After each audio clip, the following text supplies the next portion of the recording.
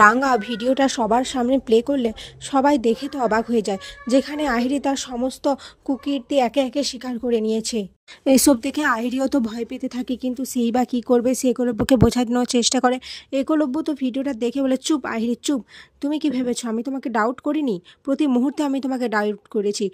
তোমার স্যালারি সম্পর্কে আমার ধারণা রয়েছে যে তুমি কত কি পাও, তার ভিত্তিতে তুমি এত দামি দামি গিফট, এত বড় অ্যামাউন্টের একটা ফ্ল্যাট কিভাবে কিনতে পারো? এসব নিয়ে আমার সন্দেহ অনেক আগেই হয়েছে আহিরি। আহিরি বলে, একলব্য তুমি বিশ্বাস করো, আমি শুধু তোমার সাথে ভালোভাবে থাকতে চেয়েছি। আচ্ছা, এই চাওয়াটা কি আমার খুব অন্যায় হয়ে গেছে? সত্যজিৎ বাবু বলে, হ্যাঁ অন্যায় করেছে তুমি, তুমি দেশের ক্ষতি করেছো, তুমি একটা স্মাগলার, দিনের পর দিন তুমি হিরে পাচার করেছো। রাঙা বলে, এবার তোর খেল খতম আহিরি দিদি, অনেক অন্যায় করেছিস।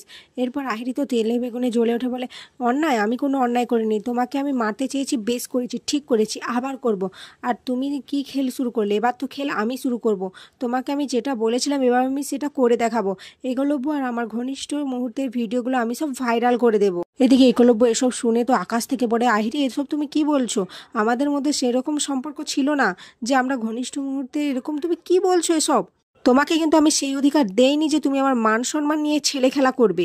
রাঙা এরপর মুচকি হাসি দিয়ে বলে, ঠিক আছে নে বের কর ভিডিও। এরপর আহিরি ফোন সার্চ করে দেখে যে তার ফোনে একটাও ভিডিও নেই। এটা দেখে প্রমিতা, নবারুণ, রাঙা সবাই তো হাসতে থাকে। আহিরি বলে, তুমি তার মানে আমার ভিডিওগুলো ডিলিট করে দিয়েছো? আমি তোমাকে ছাড়বো না রাঙা, যে আগুন তুমি জ্বালিয়েছো সেই আগুন জ্বলবে। আহিরির মা বাবা আহিরিকে শান্ত করার চেষ্টা করে, কিন্তু আহিরি কারোর কোনো কথা শোনে না। পর একটা লেডি অফিসার এসে আহিরিকে টানতে টানতে ওখান থেকে নিয়ে যায়। আহিরির মা বাবা রাঙার কাছে ক্ষমা চাইলে রাঙা বলে, আপনারা তো কোনো দোষ করেননি, যে অন্যায় করেছে সে শাস্তি পেয়েছে, তাই আপনাদের ক্ষমা চাওয়ার কোনো প্রশ্নই ওঠে না। এদিকে একলব্য ঘরের ভেতরে ঢুকে ভাঙচুর শুরু করে দেয়। প্রমিতা এসে একলব্যকে বোঝায়, দেখ আক্কু, শিক্ষিতর যে রূপ দেখলাম আমি তার মানে কোনো ভুল কাজ করিনি তোর সাথে রাঙার বিয়ে দিয়ে। এই শিক্ষিতর যে রূপ আহিরি দেখালো, এর থেকে তো রাঙার মতো মেয়েই তোর যোগ্য। একলব্য বলে, মা আমি বুঝতে পারছি না আমি কি করব। ও কি করে পারলো এরকমটা করতে? আর এখানেই আজকের পর্ব শেষ হয়ে যায়।